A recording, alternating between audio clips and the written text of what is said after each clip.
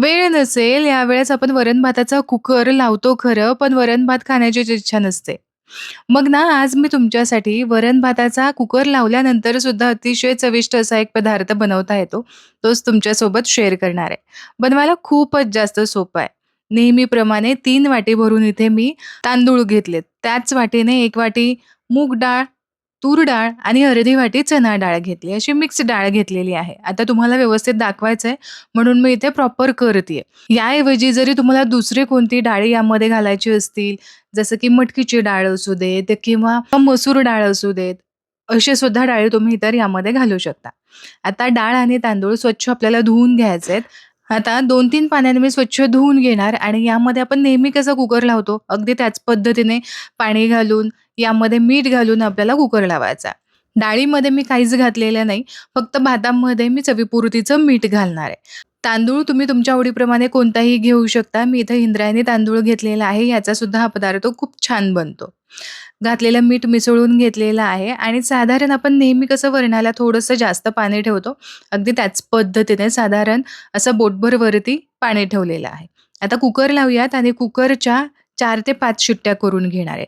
Extra करणार आहे कारण चणा डाळ सुद्धा आपण यामध्ये घातलेली आहे. कुकरमध्ये तळाला साधारण 1-1.5 ग्लासभर पाणी घातलेलं आहे. रिंग लावलेली आहे. खालच्या साईडला डाळीचं भांडं ठेवलं आणि वरती आपलं भाताचं भांडं ठेवलेलं आहे. झाकण ठेवून 4-5 शिट्ट्या करून घेऊयात. आता कुकर होतोय तोपर्यंत इतर तयारी सुद्धा करू. इथे मी 4 ते 5 लसणाच्या पाकळ्या घेतल्यात, अर्धा इंच आल्याचे तुकडे घेतलेत आणि 1 हिरवी मिरची चांगली ठेचून आपण यामध्ये घालणार आहोत. हे सगळं असं जाडसर ठेचून घेतलेलं आहे. कुकरच्या इकडे शिट्ट्या सुद्धा झालेल्या आहेत. कुकरमधली वाफ जिरलेली आहे. काढून एकदा चेक करून पाहू. तर भात सुद्धा अगदी व्यवस्थित शिजलेला आहे आणि यासोबतच वरण कसं शिजलंय किंवा डाळ कशी शिजली आहे ते सुद्धा पाहू. डाळ सुद्धा छान शिजलेली आहे. आपल्याला सगळं साहित्य म्हणजे ज्या डाळी आहेत ना, ते अतिशय मऊसूत शिजायला हव्यात आहेत. म्हणून एखादी शिट्टी एक्स्ट्रा तुम्ही केलीत ना, तरी सुद्धा चालणार आहे. आता डाळ बघा इथे छान मऊसूत अशी शिजलेली आहे. डाळ थोडीशी घोटून घ्यायची आणि यासोबतच आपल्याला यामध्ये पाणी सुद्धा घालायचंय. आता बऱ्याचदा वरण थोडंसं घट्ट आपण करतो किंवा मग मध्यम ठेवतो. पण आता ना आपल्याला थोडंसं पातळच ठेवायचंय. आता इथे मी जवळ-जवळ 1 ते दीड ग्लास भरून आत्ता सध्या पाणी घातलेलं आहे. पण मला वाटलं तर मी आणखीन जास्त थोड्या वेळाने पाणी घालणार आणि असं सरसरीत याचं वरणाच्या डाळीचं असं पाणी मी तयार करून घेतलंय. यामध्ये आपण काहीच घातलेलं नाहीये. फक्त डाळ आणि पाणी आहे. हे सध्याला साईडला ठेवूयात आणि एक खमंग अशी फोडणी तयार करून घेऊ. कढईमध्ये 1 टेबलस्पून तेल घातलेलं आहे. तेल चांगलं गरम झालं, की यामध्ये घालायची आहे 1 छोटा चमचा मोहरी, सोबतच 1 छोटा चमचा जिरं सुद्धा घालायचं आहे. आता यामध्ये छोटा पाव चमचा भरून आपण हिंग सुद्धा घालूयात आणि जे आपण आलं, लसूण आणि मिरची ठेचून ठेवलं होतं ना, ते सुद्धा आपण आता यामध्ये घालूयात. आता यासोबतच काही कढीपत्त्याची पानं सुद्धा घालूयात म्हणजे खमंगपणा खूप छान वाढेल आणि आलं लसणाचा थोडासा कच्चेपणा जाईपर्यंत परतून घेऊयात. अगदी एक अर्धा मिनिटांसाठी परतून घेतल्यानंतर यामध्ये मी एक मध्यम आकाराचा कांदा चिरून घातलाय.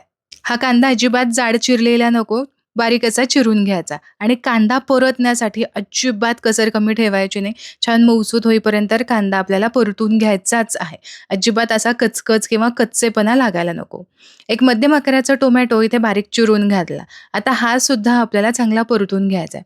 पण मी काय करणार सुरुवातीला साधारण 1 मिनिटभरासाठी परतून घेतलं, की मग काही बेसिक मसाले यामध्ये घालायचेत. जसं की छोटा चमचा हळद घातलेली आहे. आपल्या तिखटाच्या अंदाजानुसार लाल मिरची पावडर घातली आणि इथे मी घातलेला आहे गरम मसाला. याऐवजी तुम्ही सांबार मसाला, पावभाजी मसाला, बिर्याणी मसाला असे मसाले वापरले तरी सुद्धा चालणार आहे. 1 छोटा चमचा घालायचा, चवीपुरतीचं मीठ सुद्धा घातलं. पण आपण भातामध्ये मीठ घातलेलं आहे, याचा अंदाज घेऊनच इथे मी मीठ घातलेलं आहे. आता मसाले करपायला नकोत म्हणून मग मी काय केलं, यामध्ये थोडंसं पाणी घातलं साधारण पाव वाटी भरून आणि आता यानंतर आपण हे जो टोमॅटो यामध्ये घातलेला आहे ना, तो चांगला मऊ होईपर्यंत शिजवून घेणार आहोत. यावेळेस मी गॅसची फ्लेम लो ठेवली आहे, की जेणेकरून असं करपायला नको किंवा पटकन पाण्याची वाफ होऊन आपली फोडणी जळायला नको. तर साधारण 1-1.5 मिनिटांसाठी मी असंच ठेवलं होतं. जो टोमॅटो आहे तो चांगला मऊसूत झालाय. आता वरणाला आपण इथे फोडणी देतोय.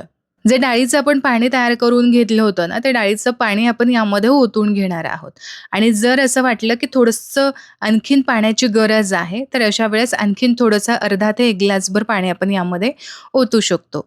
तर मला फार अशी गरज वाटत नाहीये. हलकीशी उकळी यायला सुरुवात झाली, की यामध्ये आवर्जून अर्धा छोटा चमचा आमचूर पावडर घालायची, थोडीशी कोथिंबीर घातली. आमचूर पावडर नसेल तर एखादा अ, चिंचेचा तुकडा यामध्ये तुम्ही घातलात तरीसुद्धा चालेल किंवा शेवटी थोडासा लिंबू पिळून घेतलात, अर्धा लिंबू पिळलात तरीसुद्धा चालणार आहे. छान व्यवस्थित मिसळून घेतलं. आता जो भाताचा कुकर आपण इकडे करून ठेवलेला आहे ना, तो भात असा थोडासा मोकळा करून घ्यायचा डब्यापासून. इथे तुमच्या लक्षात येत असेल, की कशा पद्धतीने मोकळा करायचा. अगदीच सुट्टा करून घेतला नाही तरी सुद्धा चालेल. इथे ना इंद्रायणी तांदळाचा जो भात आहे किंवा जो पदार्थ आहे तो खूप छान तयार होतो, सुवासित होतो, खायला सुद्धा मस्त मऊसूत असा लागतो. पण इंद्रायणी तांदूळ नसेल, तर मग तुमच्याकडे जो अवेलेबल असेल, जो तुम्ही रोजच्या वापरासाठी वापरत असाल, तो इथे घेतलात तरीसुद्धा चालेल. डब्यातून मोकळा केलेला हा भात आता या वरणाच्या फोडणीमध्ये आपल्याला घालायचा आहे. तर तुमच्या इथे लक्षात येत असेल, की आपण आता काय बनवतो. तर आज आपण बनवतो इथे मसाला खिचडी, जी आपण बऱ्याचदा ना वरण-भात खाऊन खूप कंटाळा येतो. नको वाटतं तेच-तेच पदार्थ. आता असा वेगळा थोडासा चमचमीत, चटकदार असा पदार्थ असेल, तर खरंच खायला मजा येते. सध्या पावसाळा आहे किंवा थंडीच्या वातावरणामध्ये असे हलकेसे मसालेदार तरीसुद्धा पचायला हलके असे पदार्थ खरंच खावेत. गॅसची फ्लेम लो आहे. आता घातलेला जो भात आहे, तो या डाळीमध्ये चांगला मिसळून घ्यायचा. इथे मस्त असा मी मिसळून घेतलेला आहे. आता यानंतर काय करूयात, यावरती झाकण ठेवायचंय. साधारण 1 मिनिटभरासाठीच ठेवायचंय आणि यानंतर तुम्ही लगेचच हे सर्व्ह करण्यासाठी घेऊ शकता. पण ना, इथे आपण छान खमंग अशी फोडणी देणार आहोत. खूप साधीशी फोडणी आहे, पण मस्त जबरदस्त अशी टेस्ट यामुळे येते. फोडणी देण्याआधी जर तुम्हाला असं वाटलं, की थोडंसं अजून पातळ ठेवायला हवं, हे थोडंसं दाटसर वाटतंय, तर अशा वेळेस वरून सुद्धा तुम्ही गरम पाणी यामध्ये घालू शकता आणि एक वाफ द्यायची. गरम पाणी घातल्यानंतर लगेच सर्व्ह करायचं नाही. एखादी वाफ दिली, की मग मस्त खमंगपणा सुद्धा येतो. साधारण 2-3 चमचे तूप असेल, यामध्ये घातली एक लाल मिरची आणि सोबतच इथे काश्मीरी लाल मिरची पावडर घातलेली आहे. मिसळून घेतलं आणि ही खमंग फोडणी ना, या आपल्या खिचडीवरती आपल्याला घालायची आहे. मस्त मसालेदार अशी खिचडी चवीला खूप भन्नाट लागते. नक्की तुम्ही ट्राय करून पाहायला हवं. माझ्या घरात तर ही खिचडी खूप आवडीने खातात. म्हणजे कधी जर मी वरण-भाताचा कुकर लावला असेल, तरीसुद्धा अचानक अशी खिचडी आपल्याला करता येते. आहे की नाही खूप सोपं. तुम्ही सुद्धा या पद्धतीने नक्की ट्राय करून पहा आणि हो, तुम्हाला जर यामध्ये भाज्या घालायच्या असतील ना, तरीसुद्धा घालू शकता. बटाटा घालू शकता, वाटाणा घालू शकता, उकडलेले कडधान्य सुद्धा तुम्ही यामध्ये घालू शकता आणि मस्त अशी टेस्टी तुम्ही खिचडी नक्कीच बनवू शकता. तर आशा करते आजची ही रेसिपी तुम्हाला आवडली असेल. रेसिपी आवडली तर व्हिडिओला लाईक जरूर करा. तुमच्या मित्र आणि परिवारामध्ये नक्की शेअर करा. आजची ही भन्नाट आयडिया तुम्हाला कशी वाटली हे कमेंटमध्ये मला नक्की कळवा. आणि हो, अजूनही आपल्या चॅनलला तुम्ही सबस्क्राईब केलं नसेल तर पटापट सबस्क्राईब करून घ्या. पुन्हा भेटूया अशाच एका चमचमीत रेसिपीसोबत. तोपर्यंत स्वस्त राहा आणि मस्त-मस्त खात राहा.